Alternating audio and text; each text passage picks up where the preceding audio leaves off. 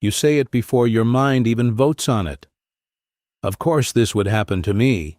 The car won't turn over, and you're standing in the driveway with your palm flat against the cold hood, and the sentence is already out, worn smooth from 100 mornings just like this one. You don't remember deciding to believe that. You just hear yourself saying it again, like a line from a script somebody handed you before you could read. This isn't about positive thinking. You've tried that already. The affirmations on sticky notes. The gratitude journal that lasted 11 days. This is about something quieter and far more stubborn. The words that leave your mouth automatically. The ones you never chose. That have been building the walls of your life brick by brick while you were busy blaming the weather, the traffic, the economy, the people who let you down. You didn't build this on purpose, but you built it. What follows isn't a system to memorize. It's a set of rules you have already been playing by, whether you knew the rules existed or not. The way a person can lose a card game for years without ever being told which suit is trump. Once you see the rules, you can't unsee them. And the moment you see them, the game changes. Not because the world got kinder, but because you stop handing it your own weapons. Here is the part that will unsettle you before it frees you. You have spent years trying to change your circumstances. Your job, your relationships, your bank balance, your health. But your circumstances were never the ones giving the orders. Something underneath them was. And it has been taking dictation from you this entire time. Based on the book The Game of Life and How to Play It by Florence Scovel Shinn, and adapted into narrative format to make its ideas practical and engaging. Chapter 1. The sentence you keep repeating. The disorder never announces itself. It just keeps showing up in your mouth. Notice the next time you complain about money. Not the big complaint, the dramatic one you save for close friends. The small one. The one you make to the cashier. To yourself in the car, to no one at all. I never have enough. Something always comes up. You've said some version of this so many times that it doesn't register as speech anymore. It registers as weather, as fact, as the simple, unremarkable truth of your life. Here is what you haven't noticed yet. You say this sentence more often than you experience the situation it describes. You say, I never have enough, on days when you have exactly enough, sometimes on days when you have more than enough. The sentence has stopped reporting on your life and started directing it. You built a habit of narration, and somewhere along the way, the narration became the author. This is the first sign, and it is almost invisible because it doesn't look like a symptom. It looks like honesty. It looks like realism, the unglamorous act of calling things what they are. Nobody warns you that the words you use to describe your circumstances are also, quietly, constantly, laying down the tracks for what your circumstances will become. You think you're reporting the news.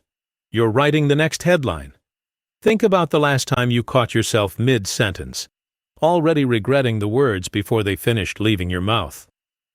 I always mess this up. People like me don't get those opportunities.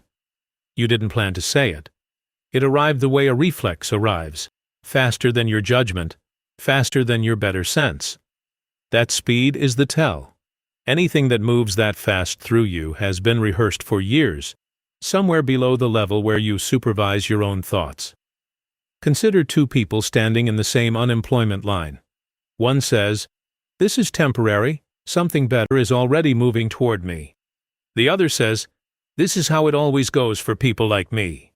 Same line, same paperwork, same government office with the flickering fluorescent light. Different sentences. You already know without being told which one of them is more likely to still be standing in that line 6 months later. The circumstance was identical. The words diverged, and the words are doing something the circumstance alone cannot explain. You might be tempted right now to protest that this is naive, that words don't cash checks or fix transmissions. Hold that thought because it deserves a real answer later, not a slogan now. But set it aside for a moment and just watch your own mouth for one day. Count how many times you describe your life in terms of what it lacks. Count how many times the sentence arrives before you've actually checked whether it's true. There is a difference between reporting a fact and rehearsing an identity, and most people never learn to tell them apart. A fact says, "My account is low this week."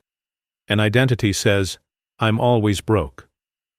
The first is information. The second is a job application you keep submitting to your own future, and the future, unnervingly, keeps hiring you for the position you applied for. There's a difference worth naming here between a diagnosis and a complaint, because they can sound identical and do completely different work. A diagnosis names a condition so you can act on it. My savings are too thin to cover an emergency. A complaint names a condition so you don't have to act on it. I never have enough. That's just how it is. The diagnosis points forward toward a decision. The complaint points nowhere because it was never asking to be solved.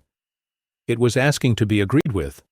And most people, including the people who love you, will agree with a complaint far more readily than they'll sit with you through the harder work a diagnosis demands. Notice, too, how the body registers each version differently, because this isn't only a matter of words. Say the diagnosis version out loud, quietly, right now. My savings are too thin.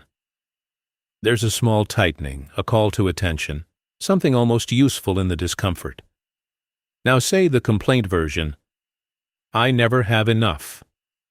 Notice how it settles instead of tightens, how it asks nothing further of you, how saying it can almost feel like relief, the particular hollow relief of closing a door you were never planning to walk through anyway. That relief is the trap. It's why the complaint gets repeated so much more often than the diagnosis. It costs less in the moment, and it charges the difference later, quietly, to a future you. This is not your fault, not in the way blame usually works. Nobody sat you down and taught you to do this on purpose. You absorbed it the way you absorbed your accent, from the people around a table you didn't choose to sit at, from a household where scarcity was spoken like scripture, from a culture that mistakes complaint for realism and cheerfulness for delusion. You didn't design the sentence. You just kept saying it until it started designing you. Here's where it gets uncomfortable in a useful way. If the sentence has been building something, it means you have been building something, whether you meant to or not. You are not a passive character in a story written by luck. You are, and have always been, narrating your own conditions into existence, one automatic sentence at a time. The way a person can leave a faucet running for years without noticing the water bill climbing in the next room. Try this before you finish today. The next time a scarcity sentence rises in your throat, don't fight it. Don't force a fake opposite. Just stop for one breath and ask yourself a plain question. Is this a fact, or is this a rehearsal? You are not required to answer out loud. You are only required to notice that the question exists, because until this moment it probably didn't. That's the first sign. Not a crisis, not a collapse. Just a sentence, repeated so often it stopped sounding like a choice. It's worth being precise about what this chapter is not asking of you, because the ask is easy to inflate into something bigger and more exhausting than it actually is. You are not being asked to police every thought, to scrub your speech of every honest complaint, to perform relentless positivity at the cashier in the car and the empty driveway. A single honest complaint, spoken once and let go, is nothing. What matters is the sentence you didn't notice yourself repeating, the one that stopped being an event and become a residence. The task is narrower than it sounds, and narrower tasks tend to actually get done. The cup of coffee in your hand has gone cold. You haven't noticed that either. And the real question, the one that won't let you go now that you've heard it, is whether you're finally ready to listen to what you've been saying. Not tomorrow. Not after one more hard morning proves the old sentence right again. Now, while the coffee is still cold enough to notice. Chapter 2. The Denial That Works. You already know. That's the part nobody tells you about denial. It isn't blindness. It's management. You know the relationship isn't working. You knew it 8 months ago, maybe longer. In a specific moment you could point to if someone made you. A dinner where the silence lasted too long. A text you reread 3 times before deciding it meant nothing. You filed that knowledge somewhere, and then you kept showing up for dinner, kept sleeping in the same bed, kept describing things as fine to anyone who asked. This wasn't stupidity. It took real skill to keep that knowledge quiet for this long. Call it what it is. Functional denial isn't the absence of truth. It's a structure built around a truth you've already found, engineered so that the truth can sit there without ever demanding anything of you. You didn't fail to see the problem. You saw it clearly enough to build an entire architecture for avoiding it, load-bearing walls made of routine, distraction, and the particular kind of busy that feels like virtue. Here's the mechanism, and it's more elegant than most people give it credit for. Full awareness of a problem creates an obligation. If you know your finances are unsustainable, you owe yourself a plan. If you know the job is draining something out of you that Sunday nights can't replace, you owe yourself a decision. Denial isn't about failing to know. It's about keeping the knowing just below the threshold where the obligation kicks in. You let yourself know 80%. You never let yourself know the full 100, because 100 is where action becomes unavoidable.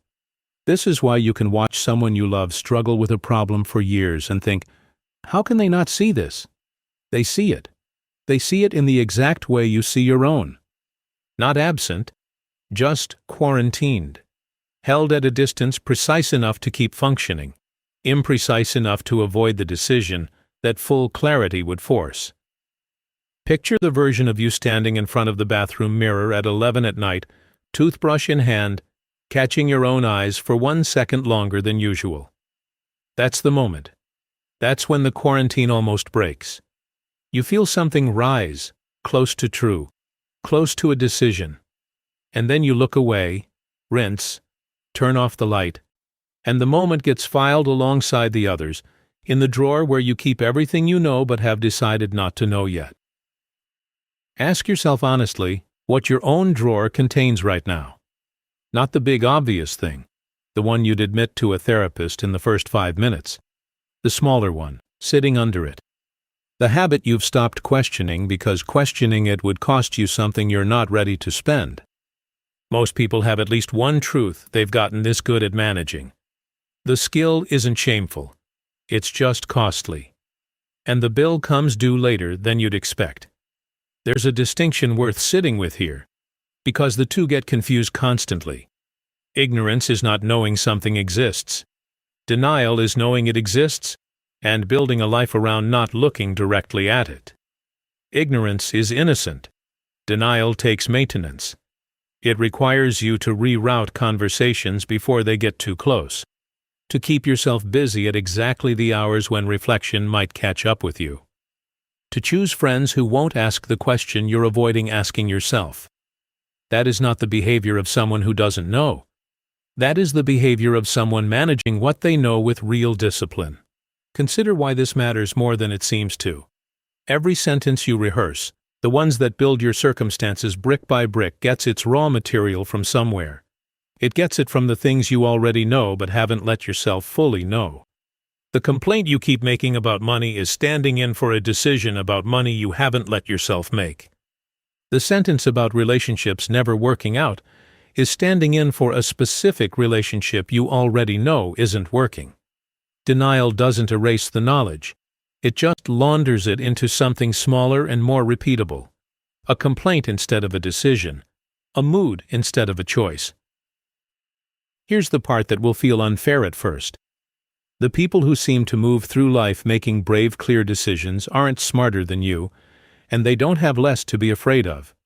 They've simply gotten worse at the maintenance work of denial. Not because they're stronger, because at some point the cost of managing the truth exceeded the cost of facing it, and the math flipped. That flip is closer than you think. Denial isn't a wall, it's a subscription, renewed every day you choose not to cancel it. and subscriptions can be canceled the moment you decide the cost outweighs the convenience. Try this tonight. Don't confront the big thing. Just open the drawer for 1 honest minute. Name silently one thing you already know that you've been managing instead of facing. You don't have to do anything about it yet. You only have to stop pretending the drawer is empty. One more thing deserves saying before this chapter ends, because it's the part most people skip past too quickly. Naming what's in the drawer is not the same as fixing it, and this chapter was never promising a fix. It was promising something smaller and more necessary first, an accurate inventory. You cannot address a cost you refuse to itemize, and you cannot itemize a cost you've spent years training yourself not to look at directly. The looking comes first. Everything else in this book depends on you having actually done it. There's a physical dimension to this that's worth naming plainly, because denial is rarely only mental. Notice what happens in your chest the next time a difficult truth brushes past your attention, and you feel yourself steer around it.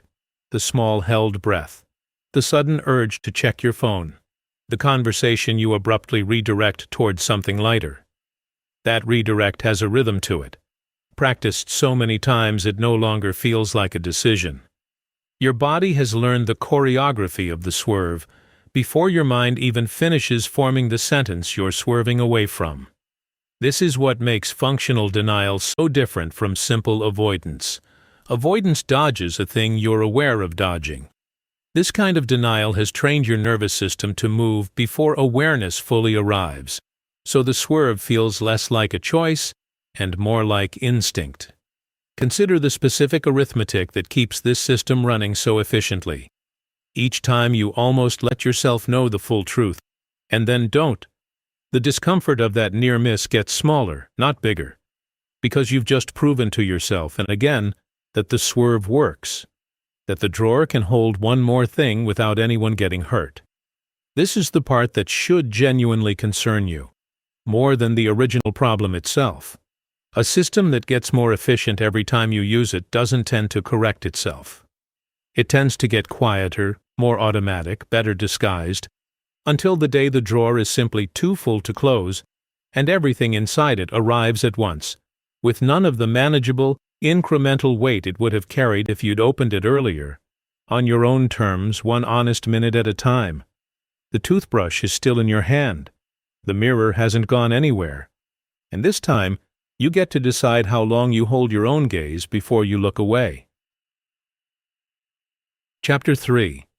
The Boomerang You Never Saw Coming. You've felt this before. You just never had a word for it, so you called it bad luck instead. Something you said 6 months ago walked back into the room today wearing a different coat. You didn't recognize it at first. It looked like a coincidence, a stranger's rudeness, a deal falling through for reasons that seemed to have nothing to do with you.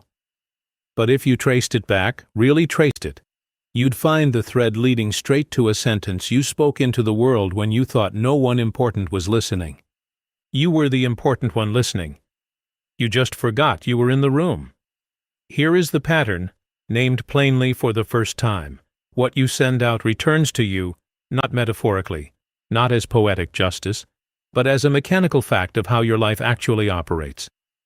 Every word carries a charge, and that charge goes to work the moment it leaves your mouth, arranging circumstances to match it with the patience of something that has all the time in the world. You've watched this happen your entire life without naming it. You called it karma when it suited you, coincidence when it didn't, and never once considered that both words were pointing at the same unglamorous mechanism. You already have proof of this if you're honest. Think of the friend who talks endlessly about being betrayed, who has been betrayed by nearly everyone she's ever trusted. 3 marriages, 4 business partners, a string of best friends who all eventually did her wrong. At some point the math stops looking like bad fortune and starts looking like a pattern with her fingerprints on it. Not because she deserves it, because she has been rehearsing betrayal in her speech so consistently that she has trained the people around her, and trained herself, to fulfill it. Now turn the lens on yourself, because this chapter isn't really about her. What do you keep predicting out loud? Not what you hope for. What you predict, the specific outcome you announce before it happens, usually with a tone of weary confidence, as if you're simply ahead of the curve on your own disappointment. This will probably fall apart like the last one. Knowing my luck, they'll pick someone else. You say these things and then act surprised, genuinely surprised, when they come true. But you weren't predicting the future. You were placing the order. This is where the mechanism gets uncomfortable, because it removes the excuse that circumstances are simply things that happen to you. The boomerang does not care about your intentions. It responds to what you actually throw, not what you meant to throw. You can insist for years that you want abundance, while the words leaving your mouth keep ordering scarcity, and the boomerang will follow the words every time, because words are what it was built to track, not wishes. Consider the shape of a single ordinary day. You wake up and say, without thinking, "This is going to be one of those days." By 10 in the morning, 3 small frustrations have confirmed you correct, and you feel a strange, grim satisfaction, the satisfaction of having called it. You didn't call it. You built it 3 separate times, each time you found a new inconvenience, and slotted it neatly into the frame you'd already constructed at 7 in the morning. The day wasn't cursed. The day was obedient. Here is a distinction that will change how you hear yourself talk. There is a difference between describing a pattern and casting one. Describing says, "This has happened before." Casting says, "This will happen again," spoken with the same certainty, the same tone, the same finality, but aimed forward instead of backward.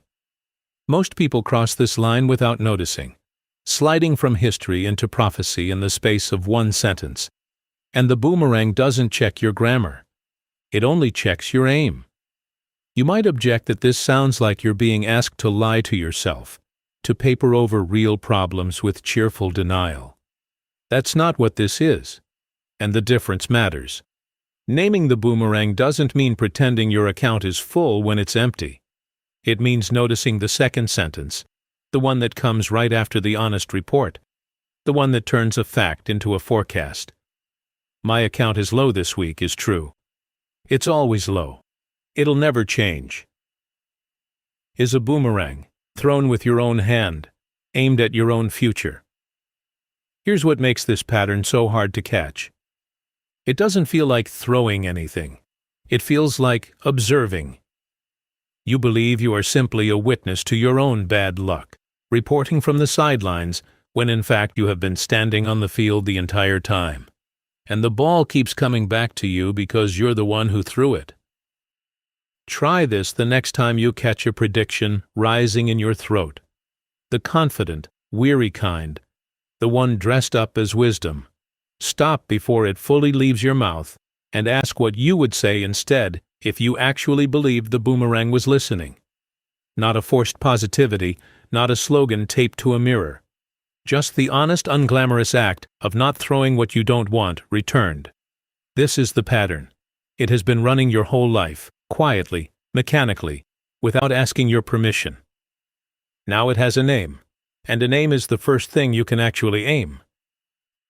It's worth adding one honest caveat before moving forward, because this chapter can easily be misread as a claim that every hardship you've faced was self-caused, and that reading is both untrue and unkind.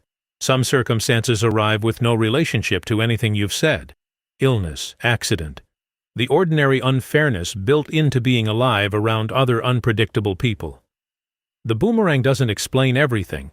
It explains the specific recurring pattern you can trace back to a sentence you kept throwing, and separating that particular category from the general unpredictability of life is part of the honesty this chapter is asking of you. There's a useful distinction between an echo and a boomerang, and confusing the two is how most people miss what's actually happening to them. An echo simply repeats what was said, faithfully, without altering it. A boomerang gathers force on its way back, shaped by everything it passed through in between. When you predict, weary and certain, that a new relationship will end the way the last three did, you're not just going to hear an echo of your own prediction. You're going to meet a boomerang that has picked up your guardedness, your hedged commitment, your slightly withheld trust along the way.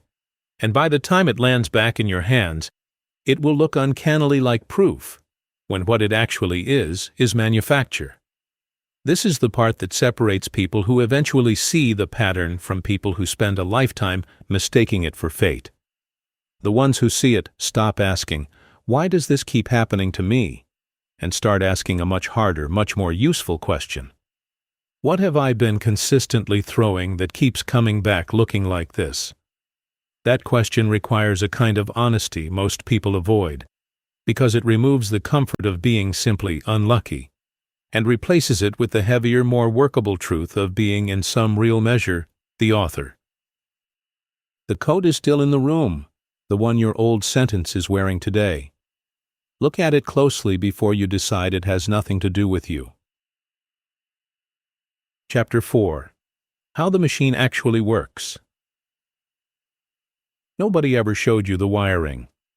You've been operating this thing your whole life on guesswork, flipping switches and hoping for the best. Strip away the mystery for a moment, because the mechanism behind the boomerang isn't mystical. It runs on 4 parts, and once you can see all 4, you'll notice you've had your hand on at least one of them every single day without realizing it. The first part is the word.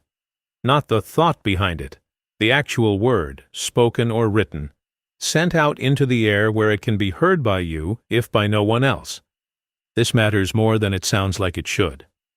A thought that stays private has a certain flexibility to it. It can be revised, doubted, half-believed. A word that leaves your mouth hardens. You've felt this yourself. The difference between privately worrying you might fail and announcing to a room, "I'm probably going to fail at this." The second version has weight, the first one didn't. It commits something. This is why the specific language you use in ordinary conversation, the offhand complaints, the habitual self-descriptions, carries more consequence than you've ever given it credit for.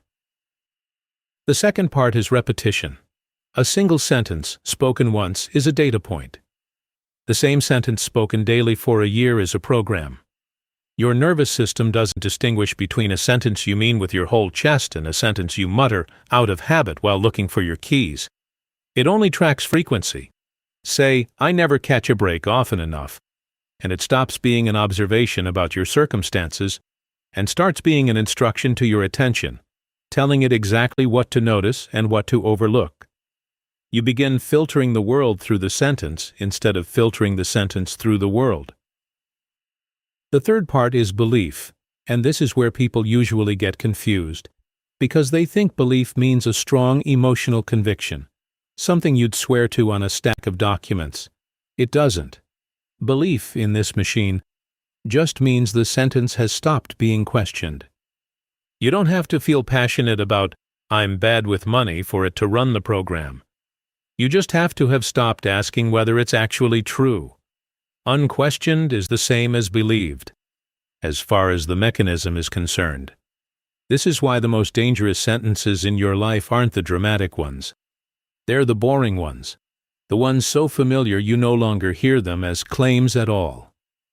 The fourth part is action, and it's the smallest, quietest gear in the whole machine, which is exactly why it goes unnoticed.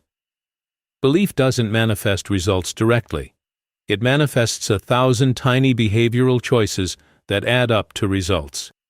If you believe, unquestioned, that people always let you down, you will, without any dramatic decision, stop extending yourself fully to new people. You'll hedge. You'll wait for the letdown before it arrives, sometimes provoking the very thing you feared, sometimes simply failing to notice the person who wasn't going to let you down at all, because you'd already filed them under the old sentence. The belief didn't summon anything supernatural. It just quietly adjusted your hand on the wheel, turn after turn, until you arrived exactly where the sentence said you would. Watch how this runs end-to-end in something as mundane as a job interview. The word, "I probably won't get this one," spoken once to a friend the night before, almost as a joke, a little armor against disappointment. The repetition. You've said some version of this before every interview for the last 3 years. The belief. You no longer question it. It just feels like realism. Like knowing your own odds. The action. You walk in slightly guarded. You undersell your last project because some part of you doesn't want to seem like you're overreaching. You don't ask the one bold question that might have made you memorable. Nobody in that room ever heard your sentence. It didn't need them to. It only needed your hand on the wheel. This is the part that tends to unsettle people most, and it deserves to be said plainly. The machine doesn't check your intentions. It doesn't care that you didn't mean it, that you were just venting, just being self-deprecating, just being honest about your odds. It processes frequency and lack of resistance and nothing else. A sentence you've said 1,000 times without ever once challenging it runs exactly as hard as a sentence you deliberately chose and defended. Maybe harder, because the challenged sentence at least gets interrupted sometimes. Here's a distinction that will serve you for the rest of this. There's a difference between a fact and a program. A fact describes a single moment. I didn't get that job. A program describes a trajectory you've stopped questioning. I don't get the jobs I actually want. The first closes a door. The second builds a hallway, and you'll keep walking down it, past doors you never even tried, because the hallway itself has become the only place you expect to find yourself. You don't need to overhaul your entire vocabulary tonight, and that's not what this chapter is asking of you. You need exactly one skill, the ability to catch a sentence in the moment it's forming and ask, quickly, quietly, is this a fact or a program? A fact you can state plainly and move past. A program deserves a harder look before you let it run one more day unchallenged. Try this the next time you hear yourself explaining why something in your life is the way it is. Listen for the tense. Facts tend to live in the past. Programs disguise themselves as facts but secretly point at the future. Always, never, every time. Smuggled in like they were just describing what already happened. That smuggling is the tell. Catch it once, and you'll start hearing it everywhere, in your own mouth first, which is exactly where it needs to be heard. One caution before you close this chapter. Catching the machine in action is not the same as having disarmed it, and treating early awareness as if it were completion is how a lot of genuine effort quietly stalls out around week 2. Awareness is the first gear turning. There are 3 more parts to this machine, still running, still exerting their own pull, and the next several chapters exist specifically because noticing a program is necessary, but nowhere close to sufficient on its own. There's a distinction between a switch and a dial that's worth holding on to here because it changes what you think you're capable of doing to this machine. A switch is binary, on or off, and if the machine ran on switches, this chapter would be asking you to flip your entire vocabulary overnight, an impossible task nobody actually manages. But the machine runs on a dial, gradually, through repetition and lack of resistance, which means it can be turned down the same way it got turned up. Gradually, through repetition and resistance applied in the other direction. You didn't install the old program in a single dramatic sitting. You won't uninstall it that way either, and that's not a discouraging fact. It's the only realistic one, and realistic facts are considerably more useful than inspiring ones that don't hold up under a hard Tuesday. The wiring was always there, underneath the counter, doing its quiet work whether you looked at it or not. Now you know where the switches are. What you flip next is entirely up to you. Chapter 5. The bill you haven't opened yet. You keep telling yourself there's still time. That's the story the cost always hides behind. There's a number sitting somewhere you haven't looked. Not the balance in your account, though that's part of it. The real number is bigger and stranger. What the sentence has actually cost you, compounded across every year you kept saying it.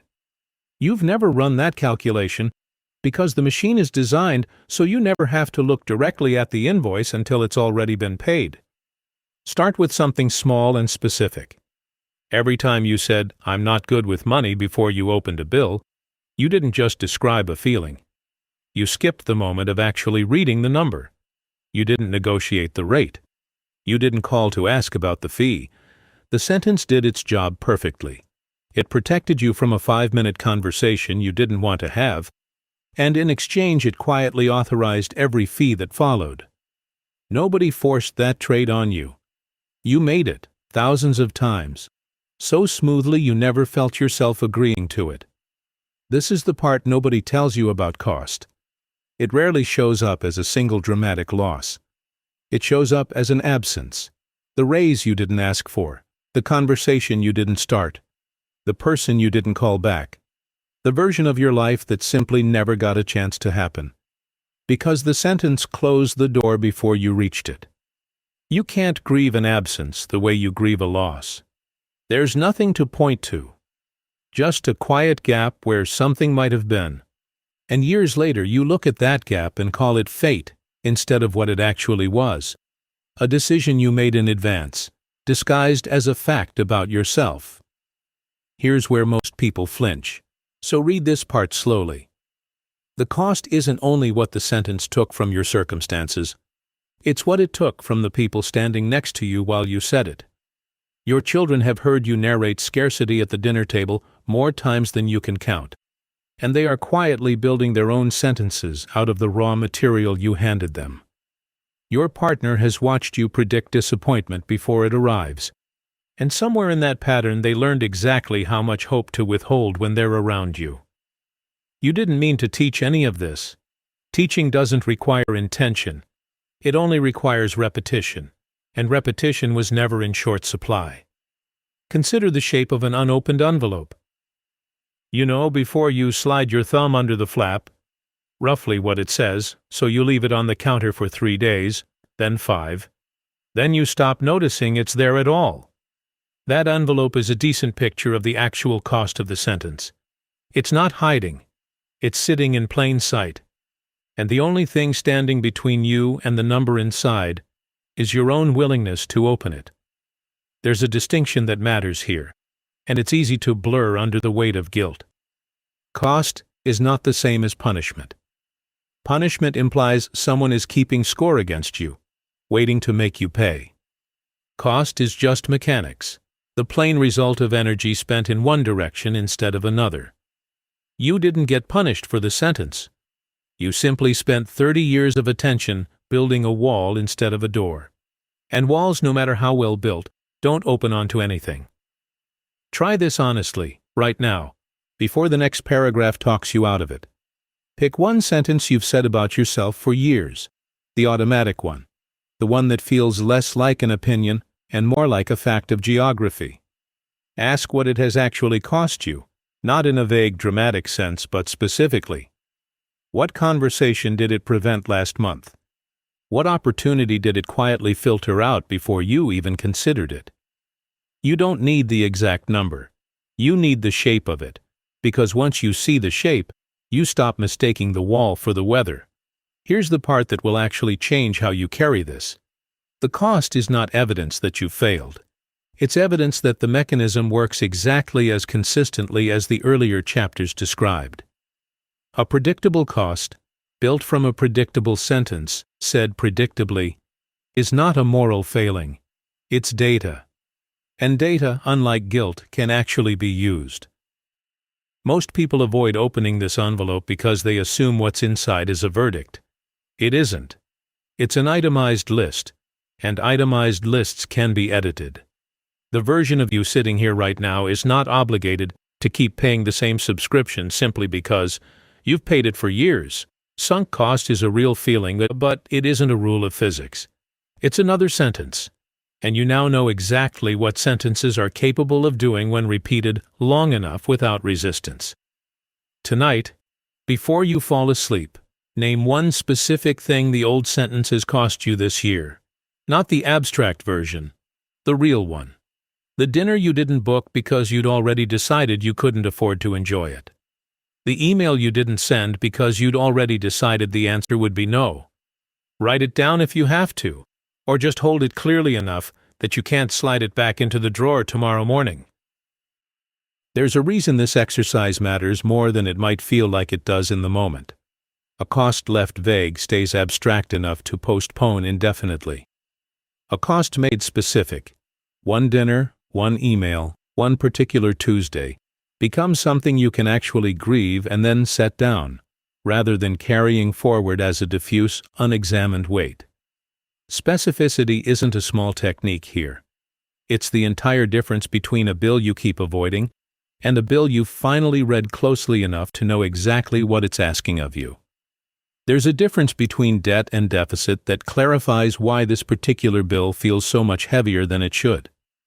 A debt has a number attached, unpleasant but knowable, and knowable things can be planned against.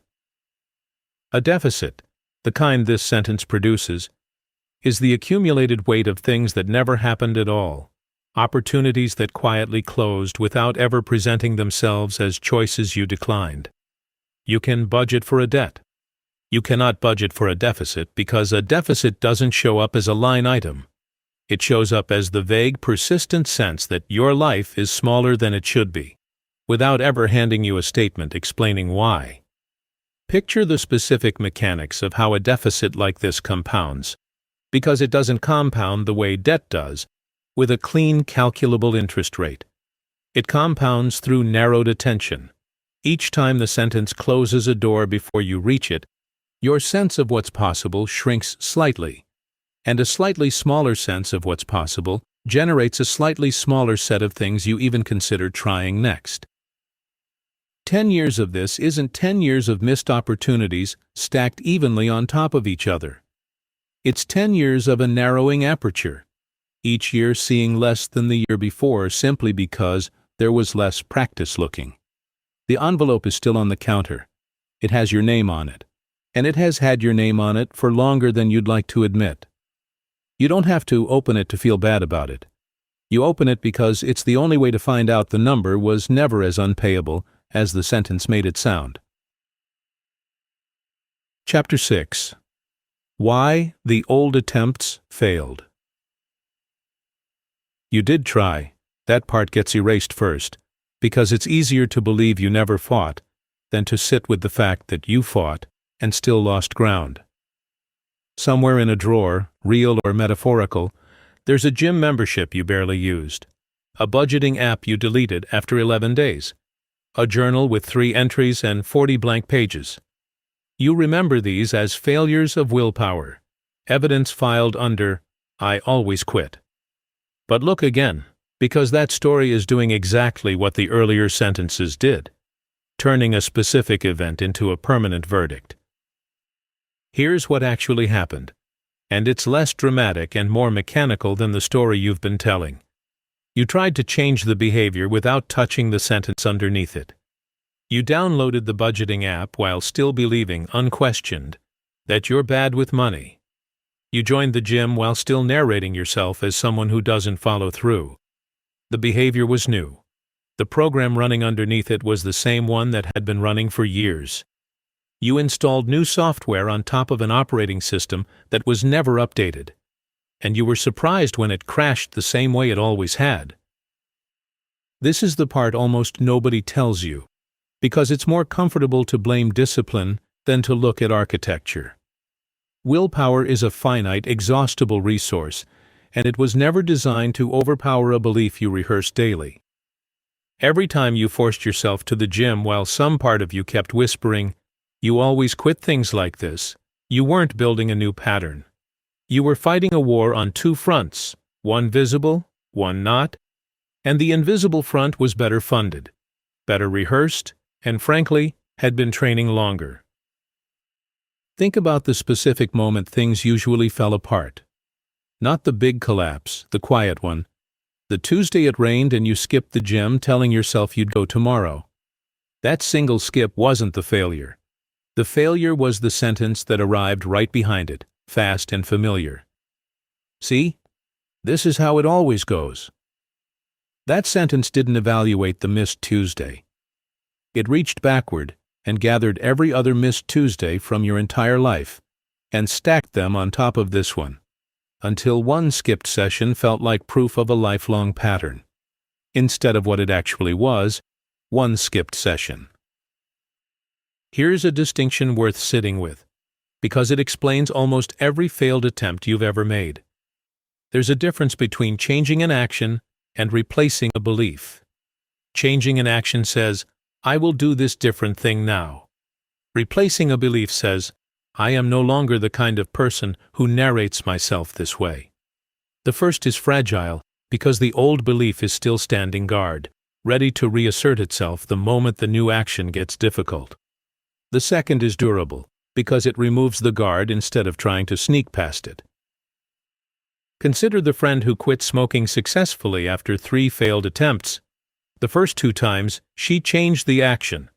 Gum instead of cigarettes, patches instead of gum, while still privately believing she was someone who couldn't quit, someone with an addictive personality, someone who'd tried and failed twice already. The third time, something else happened first. She stopped calling herself an addict in casual conversation. She stopped saying, I'm trying to quit, and started saying, I don't smoke. Present tense, stated flatly, months before it was fully true. The action barely changed between attempt 2 and attempt 3.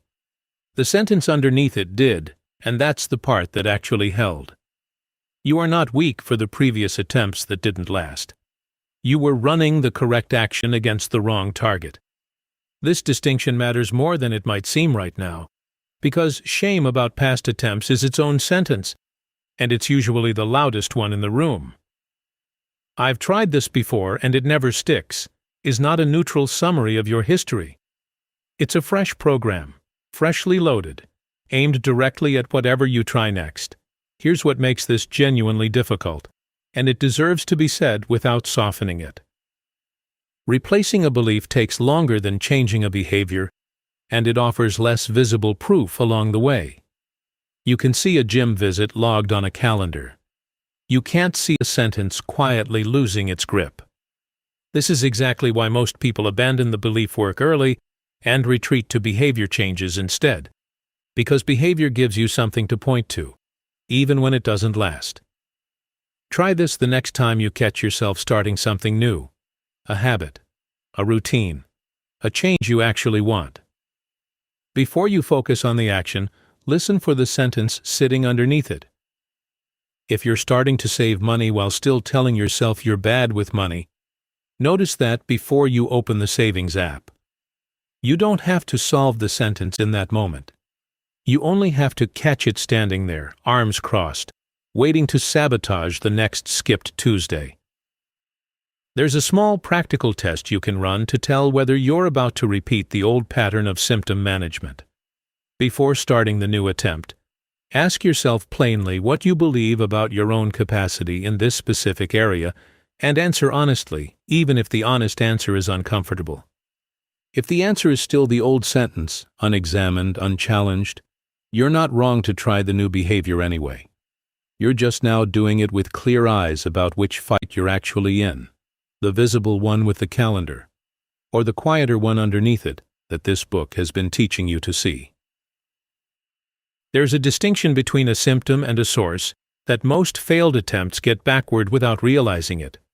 The missed gym session, the abandoned budgeting app, the journal gathering dust. These are symptoms, small visible signs of a source that was never actually addressed. Treating a symptom directly, forcing yourself back to the gym through sheer will, feels like progress because it produces a visible, countable result. But a symptom treated without touching its source simply produces a new symptom eventually, in a different shape, at a different time. Because the source, the unquestioned sentence, is still fully operational underneath, still generating the exact conditions that produced the first symptom in the first place. Here's what makes this distinction genuinely hard to act on, even once you understand it clearly. Sources are invisible and slow to respond, while symptoms are visible and satisfying to fix. You can see a gym visit logged today. You cannot see a sentence weakening today, even on a day when it genuinely is weakening, because belief erosion doesn't announce its own progress the way a completed workout does. This asymmetry, visible symptom relief versus invisible source repair, is exactly why so many people give up on source-level work after a few weeks and retreat to symptom management instead. Symptom management feels like something. Source repair, for a long stretch, feels like nothing at all, right up until the week it suddenly doesn't. The gym membership in the drawer wasn't a failure of character. It was evidence that you can't out-discipline a sentence you haven't questioned. That's not a small realization. It's the reason every attempt before this one was fighting uphill against something it never knew was standing there. And it's the reason the next attempt gets to fight a fairer fight. Chapter 7. The Fragment That Still Works. You've already done this once. You just didn't notice because it didn't feel like a technique. It felt like an ordinary Tuesday where something small went right. Somewhere in your life, there's a version of you who already broke a sentence and replaced it with something better. And you probably haven't given yourself credit for it, because it didn't arrive with fireworks. Think back. A subject you used to insist you were bad at, math, public speaking, cooking, something you once described yourself as fundamentally incapable of. And somewhere along the way that sentence quietly stopped being true, and you stopped saying it. And you can't even point to the exact day it happened. That's proof. Not theory, proof, sitting in your own history, that the sentence can be replaced, because you've already replaced at least one. Here's why this matters more than it seems to. Most people approach change like they're inventing fire, when in fact they're relighting something they've already lit before. You don't need a completely foreign skill. You need to find the fragment, the specific mechanism that worked the last time a sentence actually changed, and apply it deliberately, instead of accidentally. Look closely at how that old change actually happened, because the answer is rarely what people assume. It's almost never a single moment of pure willpower. It's usually smaller and stranger than that. You said the new sentence once, out loud or in your head, before you believed it. I'm actually decent at this. You said it while some part of you was still rolling its eyes, still certain it was a lie, and then, because you'd said it, you noticed one small piece of evidence that fit it. A compliment, a task that went smoother than expected. And you let yourself count that evidence instead of dismissing it the way you usually dismiss good news about yourself. That's the entire mechanism. Not conviction first. Statement first, then evidence collected on its behalf. This flips the order most people assume is required. And it's worth stating plainly because it removes an enormous amount of pressure. You do not need to believe the new sentence before you say it. You only need to say it before you fully believe it, and then do the smaller, quieter work of noticing what supports it instead of what contradicts it. Belief was never the starting gun. It's closer to the finish line, arriving after enough small pieces of evidence have accumulated to make the sentence feel obvious in hindsight. Consider what this looked like the last time it worked for you, even if you called it something else at the time. Maybe you once told yourself, tentatively, I'm someone who finishes what I start, right after finishing something small, a book, a project, a single load of laundry you'd been putting off for a week. You didn't feel like a finisher yet. You said the sentence anyway, slightly embarrassed, half expecting it not to hold. And then over the following weeks, you started noticing every time you did in fact finish something, filing it as evidence instead of letting it pass unremarked the way you used to. The sentence didn't become true because you believed it hard enough. It became true because you started keeping score differently. Here's a distinction that will save you from wasting energy on the wrong target. There's a difference between motivation and evidence. Motivation is a feeling, and feelings are unreliable, here in the morning, gone by afternoon. Evidence is a fact you choose to notice and record, and unlike motivation, it doesn't evaporate. You are not trying to feel differently about yourself right now. You're trying to start a small, specific ledger, and ledgers work whether or not you're in the mood. Try this today, with something modest, not the biggest sentence in your life, not yet. Pick one small, specific claim you'd like to be true about yourself. something narrow enough to notice evidence for within a week. Not "I'm confident," but "I speak up in meetings." State it once, plainly, even while some part of you doubts it. Then spend the next few days doing nothing more than noticing, quietly, any moment that fits the claim, and refusing to wave it away the way you usually would. This is not the whole solution, and it isn't meant to be. It's the first real movement, the fragment already proven inside your own history, the one piece of the mechanism you don't have to invent because you've already used it, probably more than once, without realizing what you were doing. There's a distinction between proof and permission that's worth separating clearly, because people tend to wait for the first when they only ever needed the second.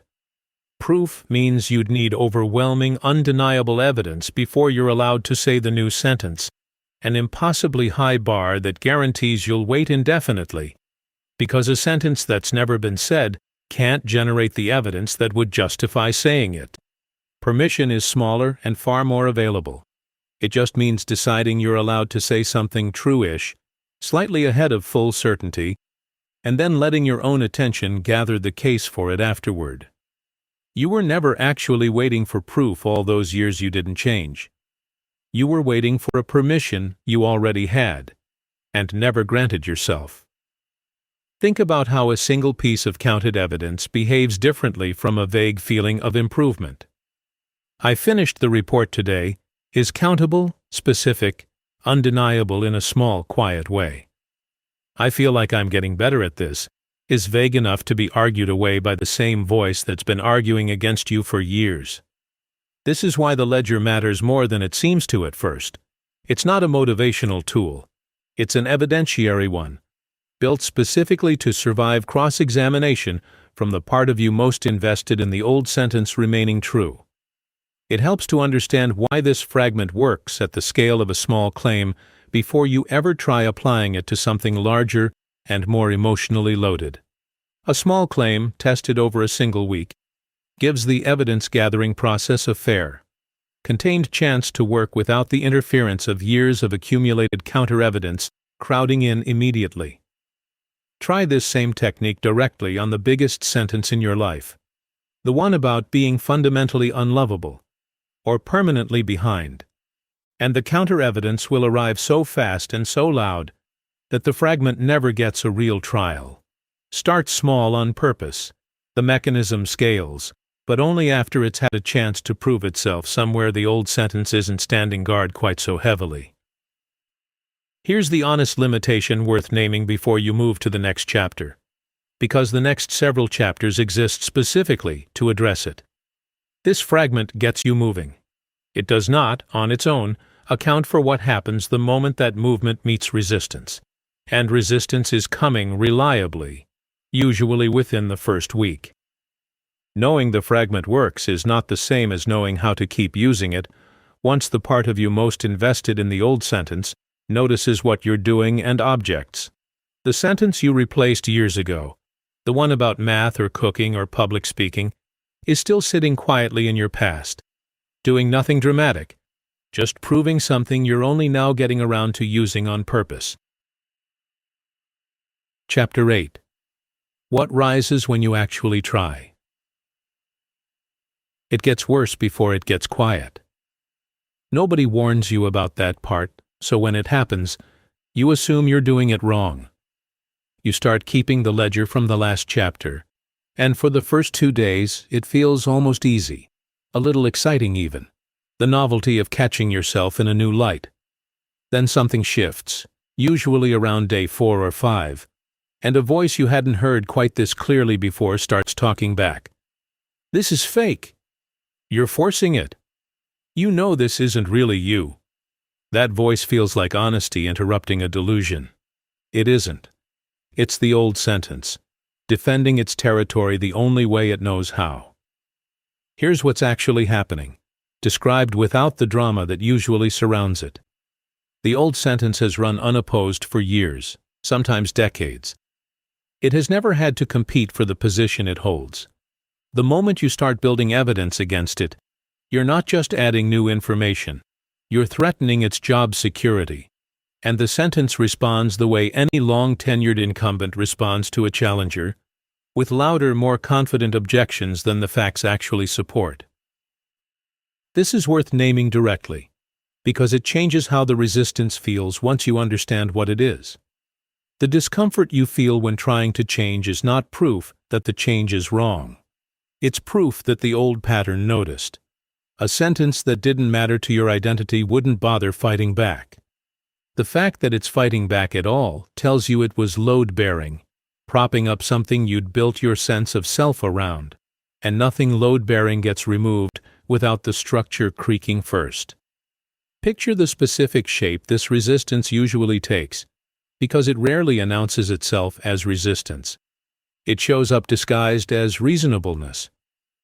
I should probably be more realistic. I don't want to set myself up for disappointment. I'm just being honest with myself. These sentences borrow the language of maturity and caution, and that's exactly what makes them effective. Nobody feels foolish for choosing caution. But listen closely to the timing. This particular caution always arrives right after you've started building evidence for something better, never before. That timing is the tell. Genuine caution doesn't wait for you to make progress before it speaks up. Consider what it looks like when someone tries to save consistently for the first time after years of describing themselves as bad with money. The account grows for 3 weeks, and then an unexpected expense arrives: a car repair, a medical bill, something ordinary and unplanned. The old sentence doesn't waste time. It arrives immediately, dressed as wisdom. See, this is exactly why saving never works for people like you. Notice what actually happened versus what the sentence claims happened. One unexpected expense occurred. That's the entire fact. Everything else, the people like you, the never works, is the old program reasserting authority it had briefly lost. Here's a distinction that will help you tell the difference between real caution and disguised resistance. Real caution is specific and forward-looking. It says, given this expense, I should adjust next month's savings target. Disguised resistance is vague and backward-looking. It reaches into your history and your identity. This always happens, people like me, and uses that reach to justify quitting rather than adjusting. One is a course correction. The other is an exit dressed up as prudence. You should expect this resistance to intensify roughly in proportion to how much the old sentence had been running your decisions. If a belief has been directing your choices for 30 years, it will not step aside gracefully after 5 days of contrary evidence. It will get louder, more articulate, more convincing, precisely because it's more threatened, not less. This is not a sign you've chosen the wrong sentence to challenge. It's closer to a sign you've chosen the right one, because trivial beliefs don't put up this kind of fight. Try this the next time the resistance arrives, dressed in its reasonable voice. Don't argue with it directly, because arguing gives it a stage it's well rehearsed for. Instead, ask one narrow question. Is this observation about the actual event, or about my entire history and identity? If it's reaching backward and generalizing forward, you're not looking at honest caution. You're looking at the old sentence, defending the only territory it has left. There's a distinction between the volume of the resistance and the validity of its content, and collapsing these two is exactly how people talk themselves out of real progress. A loud objection feels, by pure sensation, more true than a quiet one. Because your nervous system was never designed to rate arguments on logic alone, it rates them partly on intensity. But intensity here isn't measuring how correct the objection is. It's measuring how much the old pattern has riding on you believing it. The louder the voice gets, paradoxically, the more evidence you're looking at that you've finally located something worth continuing to challenge, not less. Picture what this looks like the 3rd or 4th time you go through this specific cycle. Because it does get easier to recognize, even if it never entirely disappears. You start something new. The resistance arrives, dressed reasonably. You catch the reach backward into history and identity, instead of forward into the specific event. You keep going anyway, not because the discomfort vanished, but because you've now built a small private track record of what happens when you keep going despite it. And that track record is doing quiet work in the background, making the next round of resistance slightly less convincing than the one before, even though it will likely arrive using nearly identical language. There's a physical component worth naming here too, because resistance rarely stays purely verbal. Notice the tightness that can show up in your jaw or your shoulders right as the reasonable-sounding objection arrives, a small bodily bracing that predates the sentence itself. That bracing is not evidence you're doing something wrong. It's evidence your body has been trained over years to treat a threatened old pattern as an actual threat, and bodies don't distinguish easily between a threat to your safety and a threat to a belief you've held since childhood. Breathing through that tightness for 10 seconds before responding to the objection at all is often enough to let the reasonable-sounding voice lose some of its borrowed authority. It's also worth naming what happens on the occasions the resistance wins, because it will sometimes, and treating every loss as proof the whole effort failed is its own kind of unhelpful sentence. A single evening where you gave in to the old pattern is a data point, not a verdict. The work isn't a straight line from resistant to free. It's an uneven climb, with real slips built into the design of any honest attempt, and expecting otherwise just adds a second, needless failure on top of whatever the first one already cost you. The voice that showed up around day 4 or 5 is not lying to you about its intensity. It's telling you the truth about how much was riding on you never asking these questions in the first place. Ask them anyway. The voice will survive the asking. What it won't survive is being asked consistently, week after week, until its objections stop landing with the same weight they used to carry. Chapter 9. The Days Nothing Favors You. Anyone can hold a new sentence on a good day. The real test arrives on a Tuesday when you're exhausted, underslept, and nobody would blame you for reaching for the old one. You know this day. It doesn't announce itself as a test. It just arrives as 3 hours of sleep, a headache that won't quite resolve, a string of small irritations stacked on top of each other before 9 in the morning.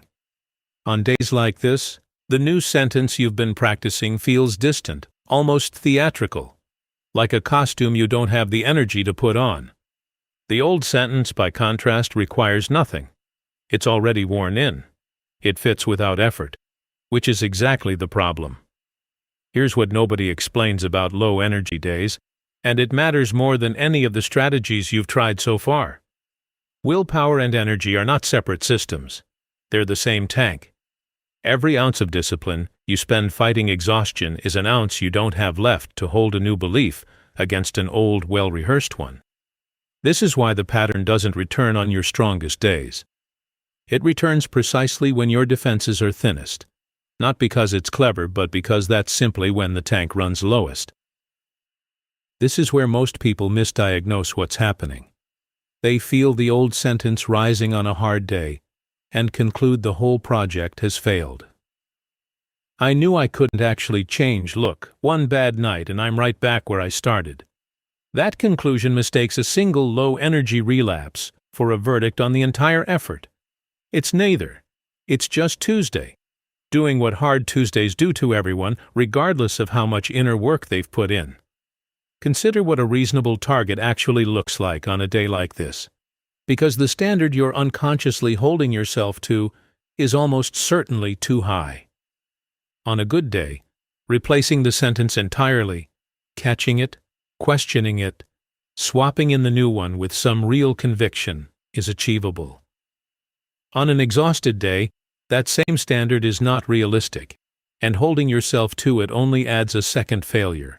The failure to meet an impossible bar on top of whatever difficulty already existed. The actual achievable target on a low-energy day is much smaller. Not replacement, just delay. Not silencing the old sentence, just refusing to act on it for the next hour. Here's a distinction worth carrying into every hard day from now on. There's a difference between managing energy and managing belief.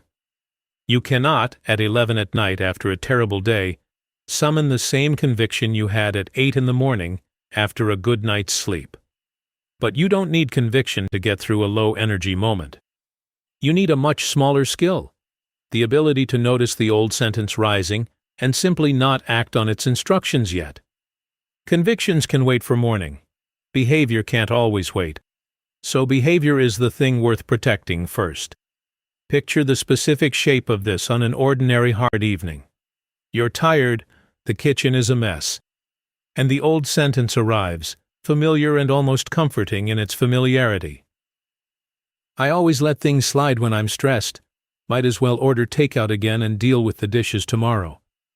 On a good day, you might catch this and swap in something else entirely. On a low-energy day, that's too much to ask. The smaller achievable move is simply this. Order the takeout if you need to, but don't let the sentence expand past tonight. Don't let, "I always let things slide," become tomorrow's opening line too.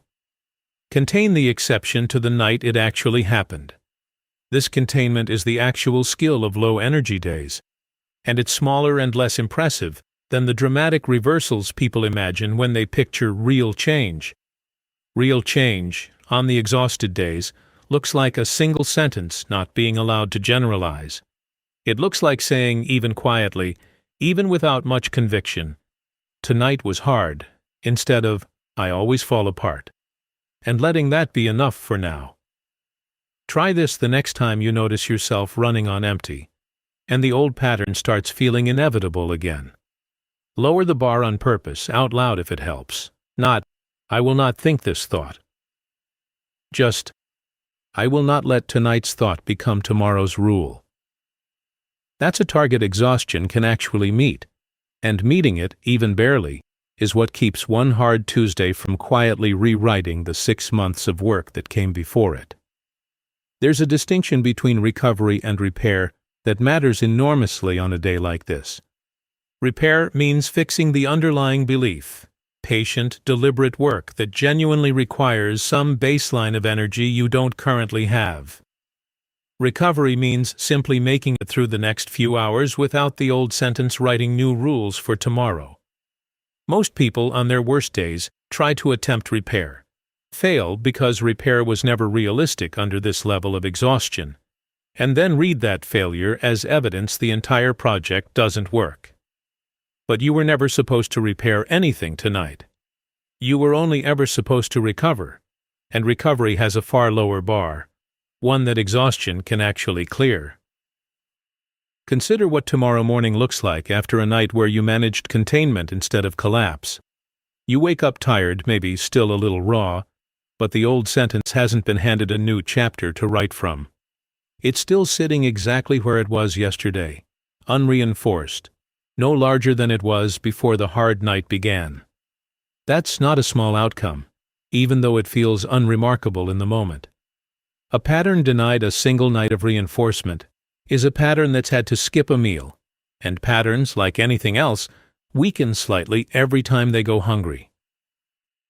There's a specific kind of guilt that tends to arrive on the tail end of a low-energy night, separate from the original struggle itself. A guilt about not having handled the hard evening more gracefully. That guilt deserves a direct answer. Grace was never the assignment on a night like this. Containment was. And containment doesn't require you to feel calm, composed, or even particularly proud of how you got through it. It only requires that tomorrow's rules stayed tomorrow's rules, unwritten by tonight's exhaustion. And if that's what happened, the night succeeded, whatever it looked like from the inside while you were living through it. One further distinction worth carrying forward: not every hard night is actually a low-energy night in disguise. Sometimes what feels like exhaustion is a genuine signal that something in the underlying situation needs real attention, not just containment until morning. Part of building this skill over time is learning to tell the difference roughly between a night that just needs to be survived and a pattern of nights that's quietly pointing at something larger. This book's later chapters on structure and origin are better suited to address. The pattern doesn't return because you're weak. It returns because it's patient, and it has learned exactly which hours you're least equipped to argue with it. Knowing that hour in advance is most of what you need to survive it, and surviving it, night after ordinary night, is what eventually teaches the pattern that patience alone won't be enough. Not against someone who keeps showing up anyway. Chapter 10. The room isn't empty. You've been running this experiment alone in your head, as if no one else was in the room. They were. And they've been reacting to your sentence longer than you realized. Here's what the last 9 chapters haven't fully addressed. The old sentence didn't just shape your private thoughts and your solitary decisions. It shaped how you showed up in front of other people, and other people, whether they meant to or not, adjusted to match it. Your sentence didn't stay contained inside your own head. It leaked into every room you walked into, and the room leaked back. Think about the specific way this plays out with someone close to you, a partner, a sibling, a longtime friend. You've said for years some version of, "I always end up doing everything myself."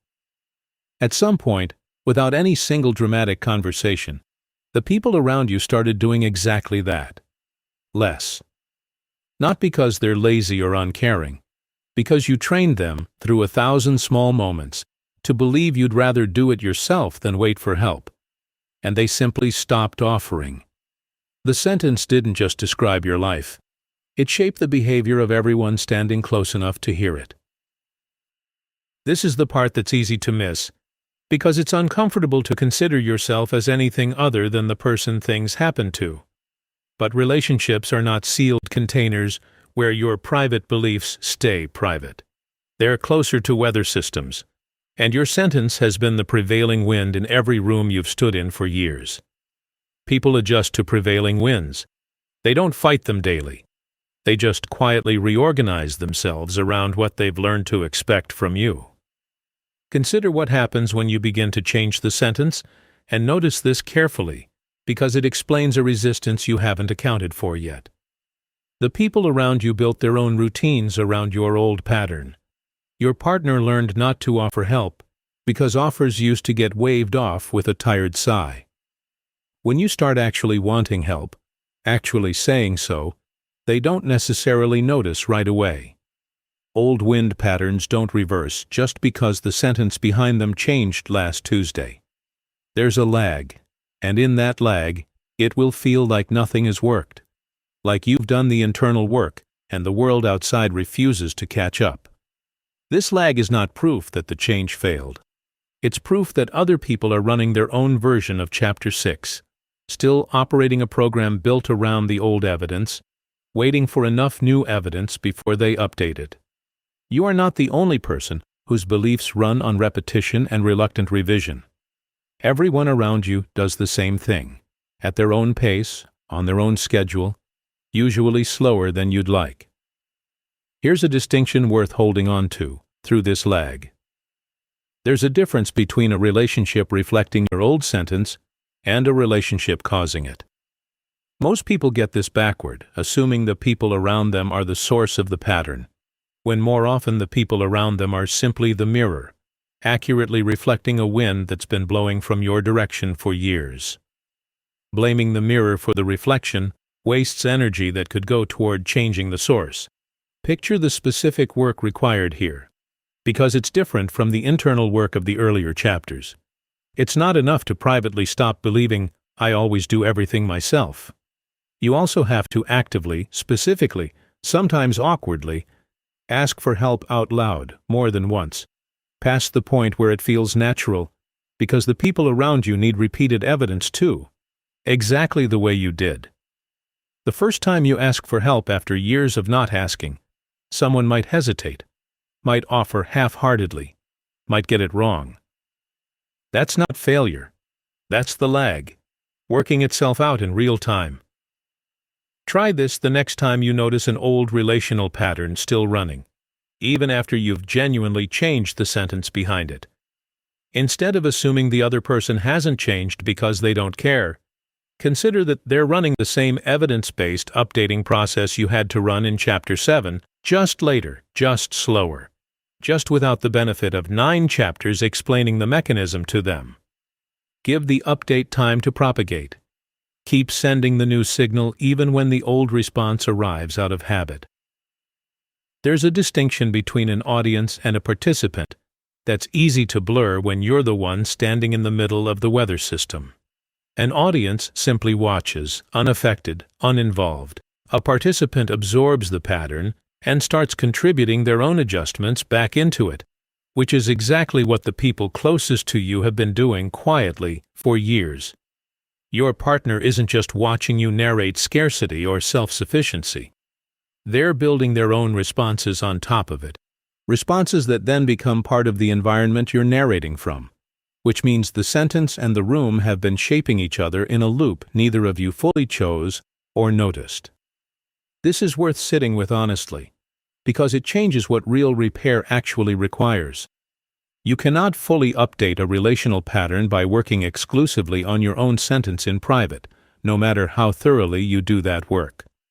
At some point, the update has to become visible to the other participant, spoken plainly, demonstrated repeatedly, because they've been building their half of the pattern out of evidence you provided.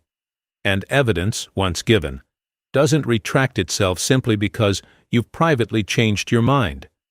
It has to be actively replaced in front of them more than once before their half of the loop has any reason to update alongside yours. There's a specific mistake worth naming here, because it's an easy one to make once you understand this chapter and want the payoff faster than it's willing to arrive. Announcing the change in a single dramatic conversation. I'm going to start asking for help from now on. Rarely does the work by itself, because a single announcement is competing against years of accumulated, repeated behavioral evidence, and one sentence, however sincere, doesn't outweigh a decade of data. The update has to be lived repeatedly in ordinary moments, the same way the old pattern was built, one small demonstration at a time, until the new evidence eventually outweighs the old. It's also worth naming plainly that not everyone in the room will update at the same pace, or update at all.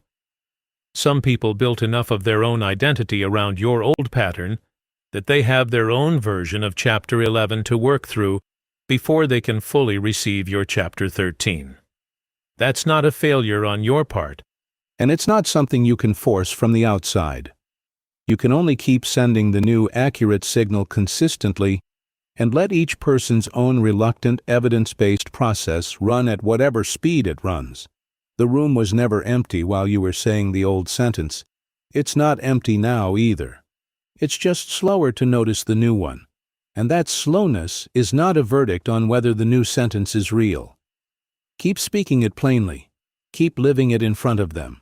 And let the room take whatever time it needs to catch up to who you've already become, at its own pace, on its own schedule, without your permission being required. Chapter 11. Where the Sentence Was Born.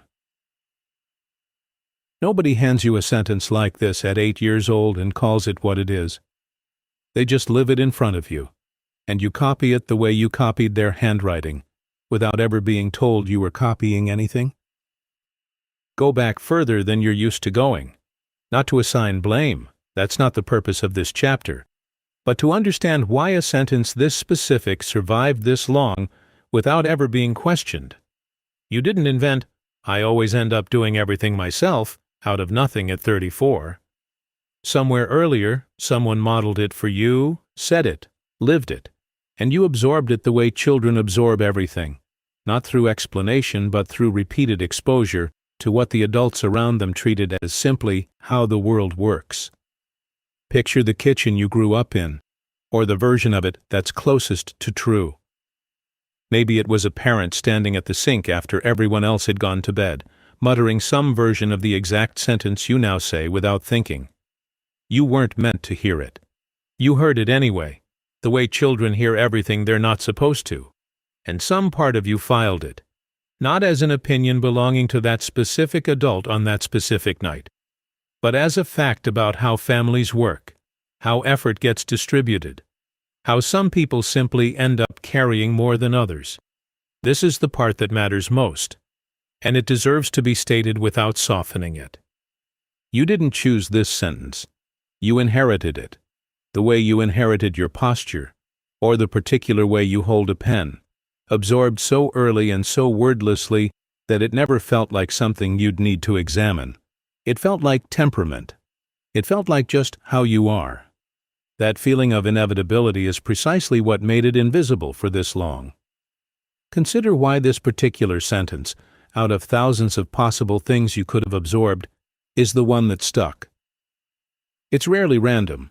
Usually the sentence that survives is the one that got reinforced again and again by an environment that rewarded it. If doing everything yourself as a child earned you praise, quiet approval, the sense of being the reliable one, the good one, the one who didn't add to anyone's burden, then the sentence wasn't just modeled for you. It was trained into you, one small reward at a time, until it stopped feeling like a strategy and started feeling like your personality. Here's a distinction that will change how you relate to this discovery. There's a difference between origin and obligation. Understanding where a sentence came from does not mean you owe it your continued loyalty. A pattern that made sense for an 8-year-old trying to earn stability in an unpredictable household makes considerably less sense for the adult who inherited it, still running the same strategy in circumstances that no longer require it.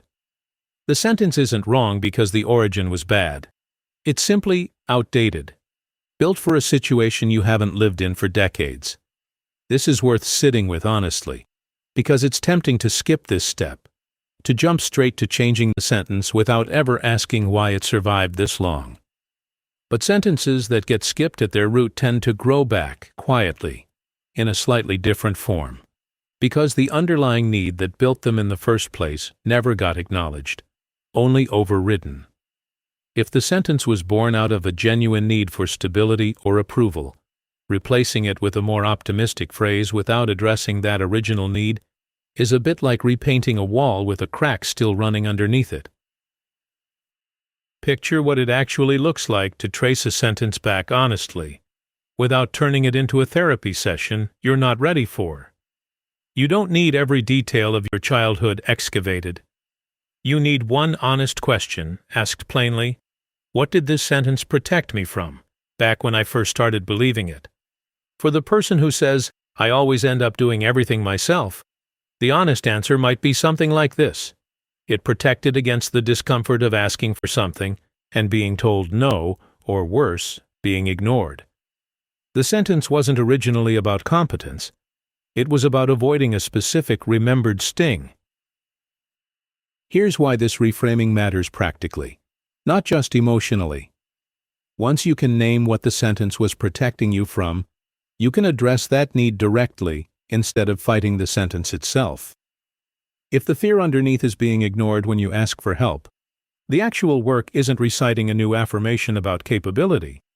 It's practicing the specific uncomfortable act of asking and tolerating the small risk of being told no, until that risk stops carrying the weight it carried when you were 8 and had far fewer resources for handling rejection. Try this once, without turning it into a full excavation. Take the sentence you've been working with across these chapters and ask simply, when do I first remember feeling this exact way? You're not looking for a dramatic origin story. Most of the time the honest answer is smaller and quieter than you'd expect. An ordinary evening and an ordinary adult. An ordinary moment that got repeated often enough to become a belief. There's a distinction between a scar and a scar tissue response that clarifies why simply knowing the origin doesn't automatically dissolve the pattern. The scar is the original event, long over, no longer active, no longer capable of hurting you the way it once could. The scar tissue response is the protective behavior your 8-year-old self built around that event. And unlike the scar, the response kept running long after the injury it was protecting against had healed completely. You're not fighting the old wound anymore, whatever it was. You're fighting a defense system still guarding a wound that closed decades ago, and defense systems, once built, tend to keep operating on their own schedule unless someone deliberately stands down. This reframing matters because it removes a particular kind of confusion that keeps people stuck in this chapter longer than they need to be.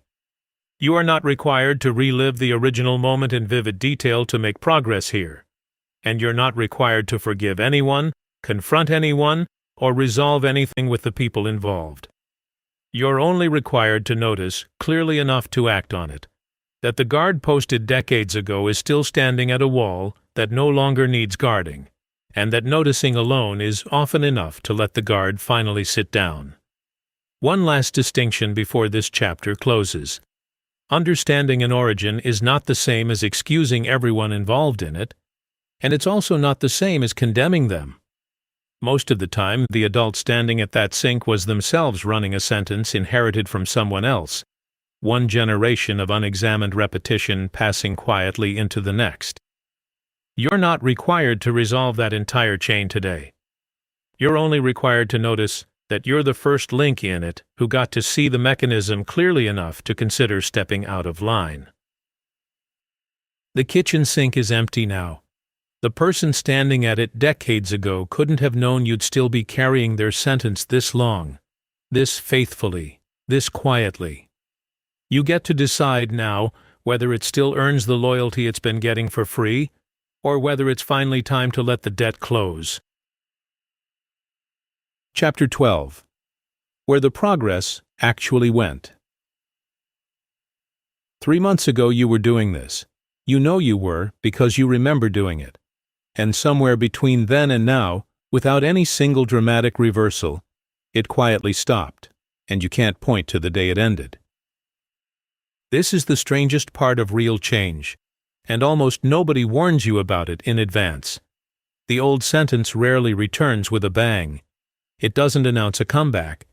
It just stops being actively resisted, one ordinary day at a time, until months later you look up and realize the new pattern has quietly evaporated, and you have no memory of deciding to let it go, because you never did decide. You just stopped noticing whether it was still there. Here's the mechanism behind this disappearance, and it's less mysterious than it feels from the inside. Progress that depends entirely on active attention only survives as long as the attention does. In the early weeks of catching a sentence, questioning it, replacing it, you were spending real, deliberate energy on noticing. That noticing was doing more work than you gave it credit for. The moment something else in your life demanded that same attention, a busy stretch at work, a family crisis, an ordinary season of exhaustion, the noticing quietly got reassigned, and the old sentence, patient as ever, walked back in through the door nobody was watching anymore. This is why the collapse feels so disorienting when you finally notice it. It doesn't feel like relapse. Relapse implies a moment, a choice, a specific slide backward you could point to. What actually happened is closer to erosion, so gradual that no single day felt like the day it failed. You didn't choose to stop. You simply stopped being the one checking. And in your absence, the oldest, most rehearsed pattern in the building quietly resumed its usual shift. Consider what this looks like in something concrete. You spent 2 months genuinely practicing the new sentence about money, catching the old scarcity language, replacing it deliberately, watching your spending shift in small, real ways. Then a difficult month arrived. More hours at work, less sleep, a family emergency that consumed your attention for 3 weeks straight. You weren't thinking about sentences during those 3 weeks. You were surviving them. And when the dust settled, you noticed almost by accident that you'd slipped back into the old scarcity language without ever deciding to, simply because nobody, including you, had been standing guard. Here's a distinction that will change how you build the next phase of this work. There's a difference between a habit that requires ongoing willpower and a habit that's been built into structure. Willpower is exactly the resource that disappears first during a hard season, which means anything relying purely on willpower is guaranteed to collapse the moment life gets difficult. And life reliably gets difficult on a schedule nobody controls. Structure, by contrast, doesn't ask you to remember. It removes the remembering from the equation entirely. Picture what structure actually looks like in practice, because the word can sound abstract until you see it applied. If the old sentence tends to reappear specifically during financial stress, structure means setting an automatic transfer to savings the day the paycheck lands, so the new behavior happens whether or not you're currently thinking about sentences at all. If the old relational pattern tends to reappear during exhausted weeks, structure means a standing weekly check-in with your partner, scheduled in advance. That happens regardless of whether either of you feels like initiating it that particular Tuesday. Structure is the thing that keeps running when your attention, predictably, gets pulled elsewhere. This matters because it removes a particular kind of shame that tends to accumulate around these collapses. You are not weak for having lost the thread during a hard season. Everyone loses the thread during hard seasons, because attention is finite, and hard seasons demand all of it. The actual mistake, if there was one, wasn't losing focus. It was building something that depended entirely on focus never being lost, which was never a realistic foundation to begin with. Here's what protecting progress actually requires, and it's smaller and less heroic than most people expect. Not permanent vigilance, just 1 or 2 pieces of structure, built during a calm week, specifically designed to keep functioning during the next hard one. A single automatic transfer. A recurring calendar reminder that asks one honest question once a week. A friend who has agreed in advance to ask you directly how the old sentence is doing, on a schedule that doesn't depend on you remembering to bring it up yourself. Try this now, while things are relatively calm, because calm is exactly when this kind of structure needs to get built, before the next hard season arrives and makes willpower the only thing standing guard. Pick one piece of the new pattern you've built across these chapters and ask what would keep it running even if you forgot about it entirely for 3 weeks. Build that one piece of structure today, not because you'll definitely forget, because you definitely eventually will have a season where remembering isn't an option, and structure is the only thing that shows up on your behalf when you can't. There's a distinction between a rule and a scaffold worth applying to whatever structure you build after this chapter. A rule asks you to remember it and obey it, which means a rule is only as strong as your attention on any given day. A scaffold doesn't ask to be remembered. It's simply built into the physical or procedural shape of your life, so the behavior it supports happens as a side effect of the structure existing, not as a result of you consciously choosing it each time. An automatic transfer isn't a rule you have to remember to follow. It's a scaffold that makes the desired behavior the path of least resistance, which is precisely why it survives seasons that would break a rule immediately. Here's the honest caveat worth naming before you build anything. Structure isn't a permanent substitute for the deeper identity work from the earlier chapters, and treating it that way would just trade one kind of fragility for another. Structure is a bridge, built specifically to hold the weight during the seasons when your attention is legitimately elsewhere, so that the identity work underneath has time to finish forming without collapsing every time life gets difficult. The goal was never structure forever. The goal was structure long enough. There's one more piece worth adding because structure without periodic review can quietly ossify into its own kind of unexamined habit. A structure built for the person you were 6 months ago may no longer fit the person you're steadily becoming, and checking in on that from time to time, not obsessively, just periodically and honestly, keeps the scaffold serving the actual work, instead of becoming one more automatic thing you never look at closely again. The 3 months you lost weren't wasted. They taught you something willpower alone never could have. That progress you can't remember to protect isn't really progress yet. It's a favor your attention was doing for you. And favors, unlike structures, always eventually run out, usually right when you can least afford for them to, which is exactly why the structure has to be built now, while you still remember clearly why it matters this much. Chapter 13. Who You're Becoming. One Choice at a Time. Somewhere in the last 12 chapters, Something shifted that you haven't named yet. It isn't that you're saying different sentences. It's that saying them no longer takes the effort it used to. Notice this the next time it happens, because it's easy to miss precisely because it feels so unremarkable. A moment arrives, ordinary, forgettable, where the old sentence would have once arrived automatically, and instead the new one shows up first without the internal argument, without the deliberate catching and correcting you had to do for months. It just arrives, plainly, the way a native language arrives instead of a phrase you're still translating in your head. That's not a coincidence, and it's not luck. That's the actual mechanism of identity forming underneath behavior. And it's worth understanding precisely, because it explains why this stage feels different from everything that came before it.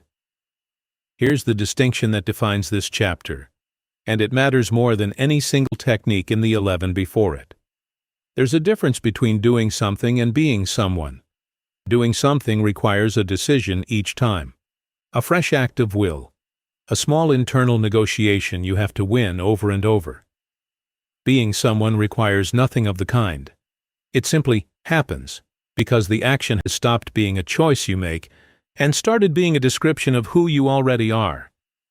You know this from other parts of your life already, areas where you never think of yourself as choosing. You don't decide each morning whether to brush your teeth. You're simply someone who brushes their teeth, and the identity does the work the decision used to have to do. This is exactly what's been forming underneath the work of the last 12 chapters, and you likely haven't been tracking it closely, because identity shifts don't announce themselves with the same clarity as a single decision does. Nobody wakes up and declares, "Today I am now the kind of person who asks for help." It happens the way most real transformations happen, in arrears, noticed only after the fact. When you catch yourself doing the new thing without the old argument attached to it, and realize, almost with genuine surprise, that you've apparently already become someone slightly different than the person who started this whole process. Consider what it actually looks like when this shift completes for a specific pattern. Early on, asking for help required an entire internal production, noticing the old sentence, questioning it, forcing the new words out despite real discomfort, tolerating the awkward pause while you waited for a response. Months later, asking for help simply happens, quick, almost unremarkable, no internal courtroom convened first. The action is identical on the surface. Underneath, something fundamental has changed. You're no longer overriding an old identity to perform a new behavior. The new behavior has become the plain, unremarkable expression of who you now are. Here's why this matters practically, beyond simply feeling good to notice. Identity level change is dramatically more durable than behavior level change, precisely because it no longer depends on ongoing effort or vigilance the way the earlier stages did. This is the actual answer to the erosion described in the last chapter, the quiet disappearance of progress during hard seasons. Structure protects behavior that hasn't yet become identity, but behavior that has fully crossed into identity protects itself. The same way you don't need a calendar reminder to keep being someone who brushes their teeth, because the identity is doing work that used to require a system.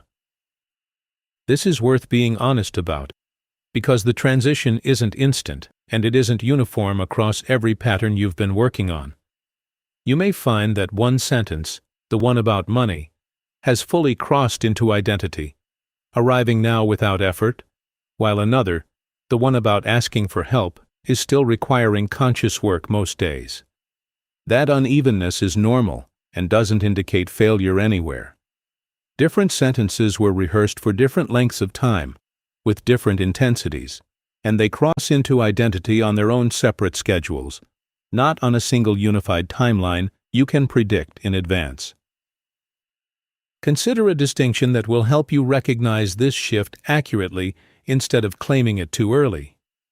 There's a difference between identity and performance.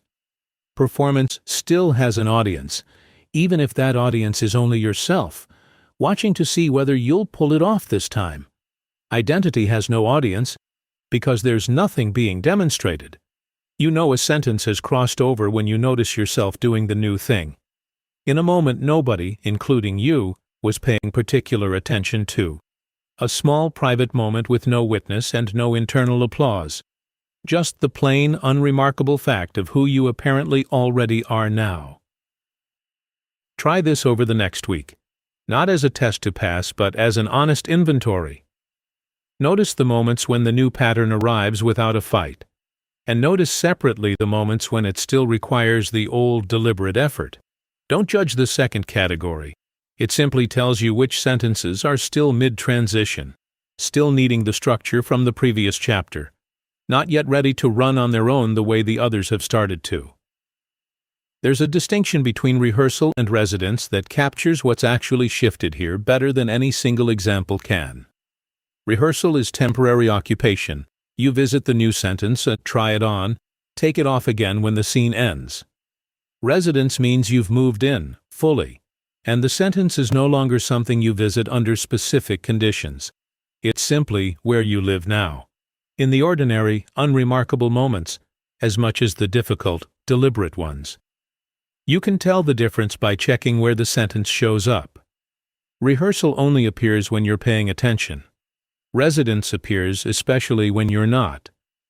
It's worth being honest about what doesn't change even after this shift completes, because overselling identity change sets people up for a strange kind of disappointment. Becoming someone who asks for help doesn't mean asking for help stops ever feeling slightly vulnerable. It means the vulnerability no longer requires an internal argument to move through first. The feeling doesn't disappear. The friction in front of the feeling does, and that friction, small as it sounds, was the entire thing standing between the old version of you and the new one this whole time. There's a final, quieter piece of this worth naming because it explains why this stage can feel almost anticlimactic after everything that came before it. Identity change doesn't arrive with the drama of the earlier chapters, the resistance, the exhausted nights, the relational lag. It arrives closer to silence, a gradual settling rather than a breakthrough, and that silence can be mistaken for nothing having happened at all. It's worth trusting the quiet here. Not every real shift needs to announce itself loudly to be recognized as genuine and lasting. You are, right now, already partway into becoming someone the person who started this work wouldn't fully recognize in the small moments, the unremarkable ones, the ones with no audience. That's not a future goal anymore. Some part of it has already happened quietly, while you were busy looking for a bigger, more dramatic sign that it was working. A sign that was never going to arrive, because this is simply what working actually looks like from the inside, unannounced and already underway. Chapter 14. All the pieces, standing together. You've been handed 13 separate ideas across 13 separate chapters, and if you tried to hold them all in your head at once right now, they'd feel like too much. They aren't. They were never 13 separate things. They were one mechanism, described from 13 different angles, and it's time to see it whole. Here's the shape of the entire system, laid out plainly. It starts with a sentence, spoken automatically, the kind you stopped noticing because repetition had already worn it smooth. That sentence gets protected by denial, a quiet management system that lets you know just enough to function without ever knowing enough to be forced into action. Underneath the denial sits a mechanism, mechanical and indifferent to your intentions, tracking frequency and lack of resistance, turning repeated words into a program your behavior quietly obeys. That program has a cost, itemized and real, sitting in an envelope you've mostly left unopened, and it extends outward into every relationship close enough to feel the weather you've been generating for years. Every attempt you made to change this before now, the gym memberships, the budgeting apps, the journals with 3 entries, failed for the same specific reason. They targeted behavior while leaving the sentence underneath fully intact. And a sentence left standing will eventually reclaim whatever ground the behavior temporarily took from it. Real change required something smaller and stranger than willpower. a fragment you'd actually used before without naming it, saying the new sentence before you believed it, then collecting evidence instead of dismissing it, letting belief arrive after the statement instead of demanding it arrive first. That process was never going to be smooth. And the resistance that showed up around day 4 or 5 wasn't a sign you'd chosen wrong. It was a sign the old sentence had been load-bearing, propping up enough of your identity that it fought back the moment its position was threatened. The hardest tests never arrived on your strongest days. They arrived on the exhausted ones, when the tank that fuels both energy and willpower ran too low to hold conviction. And the actual skill required there wasn't replacement, just containment, refusing to let one hard night generalize into tomorrow's rule. None of this happened in isolation, because the room was never empty. Every sentence you'd been rehearsing had trained the people around you to expect a specific version of you, and changing the sentence meant waiting through a lag while they slowly updated their own evidence, running the same reluctant process you'd been running yourself.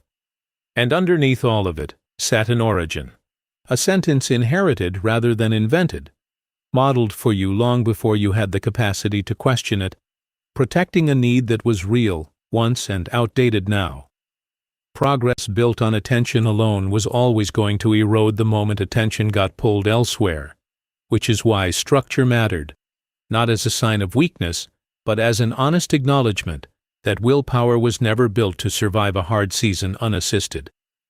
And somewhere across all of this, without a single dramatic announcement, behavior started crossing into identity, the new sentence arriving unforced, unrehearsed, no longer a performance requiring an audience, but simply the plain, unremarkable fact of who you'd become. Here's what the whole system actually explains, once you can see every piece at once. You were never simply unlucky, and you were never simply undisciplined. You were running a program built from sentences you inherited, rehearsed, and never fully questioned. And that program was doing exactly what programs do, executing consistently, without malice, without judgment, indifferent to whether the results served you or not. The system doesn't care what you deserve. It only tracks what you repeat. This is worth sitting with plainly, without needing it to feel dramatic. You now understand something about your own life that most people never examine directly. The actual mechanics connecting a private sentence to a public outcome, the specific reason old attempts failed, the specific reason resistance shows up when it does, the specific reason progress sometimes erodes, and how to build something sturdier than attention to protect it. This isn't a feeling you're being asked to manufacture. It's a working model, tested against your own history, chapter by chapter, until it stopped being theory and started being simply how you understand your own patterns now. There's no ceremony required to mark this. No dramatic before and after, no single day you'll point to later as the turning point. The turning point, if there is one, isn't a day. It's this quiet accumulation, 13 separate observations that turned out to be one mechanism, now sitting together in your hands, plain, whole, and yours to use without needing anyone's permission or validation to confirm it's real. Look at the shape of it once more, this time as something you could hand to someone else standing in their own driveway. A sentence gets rehearsed until it hardens. Denial keeps the sentence comfortable by managing awareness of it rather than resolving it. The mechanism, indifferent and mechanical, turns that comfortable sentence into a program your behavior quietly obeys, whether or not you ever consciously agreed to it. The program produces a cost that compounds silently, largely invisible because it shows up as absence rather than loss, and it radiates outward into every relationship close enough to feel the weather. Every failed attempt to fix this by changing behavior alone left the sentence standing, and a sentence left standing eventually reclaims whatever ground was borrowed from it. Real change required saying the new sentence before fully believing it, collecting evidence instead of dismissing it, surviving the resistance that arrived once the old pattern felt threatened, containing the exhausted nights instead of trying to win them outright, waiting through the lag while other people updated their own evidence, and tracing the sentence back far enough to stop paying a debt to a need that stopped being real decades ago. Eventually, without ceremony, behavior became identity, and the whole system stopped requiring your active supervision to keep running correctly. This is worth stating once plainly, as its own idea rather than folded quietly into anything else already covered. None of these 14 chapters were ever really about money, or relationships, or discipline, specifically, even though each one used those areas as its concrete testing ground. They were about the fact that a life is largely built from sentences repeated in private, and that the ordinary, unglamorous act of noticing those sentences is one of the few genuinely available forms of authorship most people never realize they already have. If you take only one working tool forward from everything gathered here, let it be this. Whenever your circumstances feel like they're simply happening to you, pause long enough to ask what you've been repeating about them, out loud or otherwise. That single question, asked honestly and often enough, is most of what these 14 chapters were actually built to install in you, and it will keep working long after the specific examples in these pages have faded from memory. You don't need to feel triumphant about this right now. You only need to recognize that you're no longer the person who started this without knowing any of it, and that recognition doesn't require an audience, a celebration, or a single grand gesture. It just requires you, quietly, noticing that the pieces are no longer scattered, and that you are the one who patiently gathered every one of them, chapter by chapter, one honest sentence at a time. Chapter 15. The Order. You were always giving. Go back to the driveway. The car still won't start.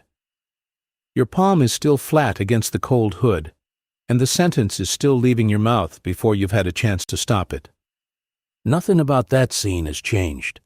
What's changed is you, standing outside it now instead of inside it, finally able to see what was actually happening in that moment.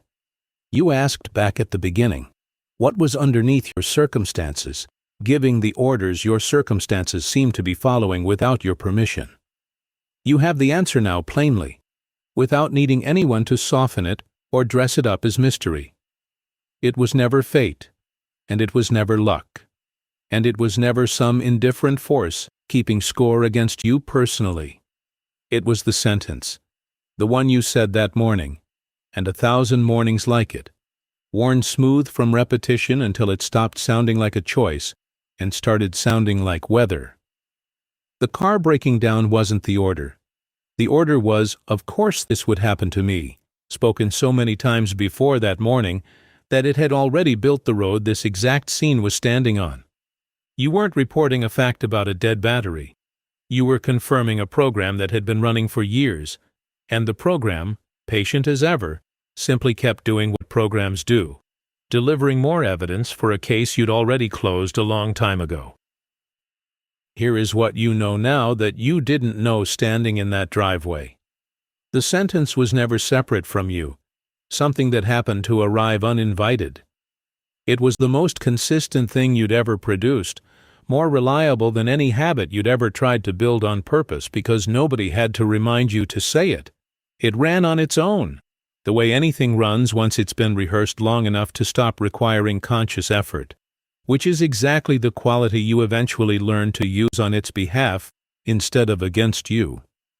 You've traced the entire mechanism by now, from the automatic sentence to the denial that kept it comfortable, from the mechanical repetition that turned words into instructions, to the cost that had been quietly compounding in an envelope you finally opened. You've felt the resistance that showed up exactly when the old pattern realized it was under threat. And you've survived the exhausted nights when holding a new sentence felt impossible, learning that containment was enough on those nights, that you didn't have to win the whole war before midnight. You've watched the people around you catch up slowly to a version of you they hadn't met yet, and you've gone back far enough to find where the original sentence was born. Not to blame anyone for handing it to you, but to finally stop paying a debt to a need that stopped being real decades ago. And somewhere in the middle of all of it, without a single dramatic morning to mark the change, the new sentence stopped being something you had to produce on purpose. It became something you simply are now, the way brushing your teeth stopped being a decision long before you can remember deciding it should be automatic. That's the actual finish line, and you crossed it quietly, the way every real transformation gets crossed, with no one watching, including you. Here's what this means for the next dead battery, because there will be one, eventually, some ordinary morning that has nothing to do with any of this work, and everything to do with an old car and bad luck with timing. The circumstance will still be inconvenient. You will still have somewhere to be, but the sentence that meets that moment will not be the same one that met it before, because you are not the same person standing in that driveway anymore. You will feel the old line rise, out of habit, the way an old address still comes to mind sometimes even after you've moved, and you will let it pass without unpacking your bags there again. This is the actual promise this book was always making, underneath the chapters and the exercises and the small, unglamorous daily practice of catching one sentence at a time. It was never promising you a life without dead batteries, without hard Tuesdays, without difficult seasons that pull your attention away from everything you've built. It was promising you something sturdier than that. A self that no longer needs the circumstance to be easy in order to speak to itself with any decency. A self that has stopped handing its own hardest mornings a weapon disguised as honesty. You get to decide now what you say the next time something breaks. Not because you've achieved permanent, effortless control over every sentence that will ever rise in you. That was never realistic, and this book never promised it. But because you now know, with a certainty that doesn't require convincing, that the sentence was always yours to choose, even on the days it didn't feel that way, especially on those days. The coffee has gone cold again somewhere, on some ordinary morning ahead of you that hasn't happened yet. You don't know exactly what will go wrong that day, and you don't need to. You already know what you're going to say about it, because you've spent this entire book finding out, one chapter at a time, that the words were always yours, that they were never simply describing your life, that they were building it quietly, patiently, whether or not you were paying attention. Remember the open loop from the very first page, the line that wouldn't let you go. The question was never what you do with your time. It was what you do with what's left of you after the time runs out. Here is the answer this whole book was built to hand you. What's left of you after the time runs out is whatever sentence you were rehearsing while the time was passing. Not the circumstances you were dealt. Not the luck you did or didn't have. The sentence, repeated so often it became the only material left standing once everything else got spent. That's what remains. That's what you get to choose, more thoroughly than you ever chose anything else in this entire process. There's a distinction worth carrying forward past the final page of this book, because it's the one thing every previous chapter was quietly building toward. There's a difference between winning the game and understanding the rules well enough to keep playing it honestly. This was never a book about winning, about arriving at some permanent state where the old sentence never rises again. It was about understanding finally, plainly, that the game had rules the entire time, rules you'd been playing by unknowingly for years, and that knowing the rules doesn't end the game. It just means you're finally playing it on purpose. This is where the book actually ends, though nothing in your life is required to end alongside it.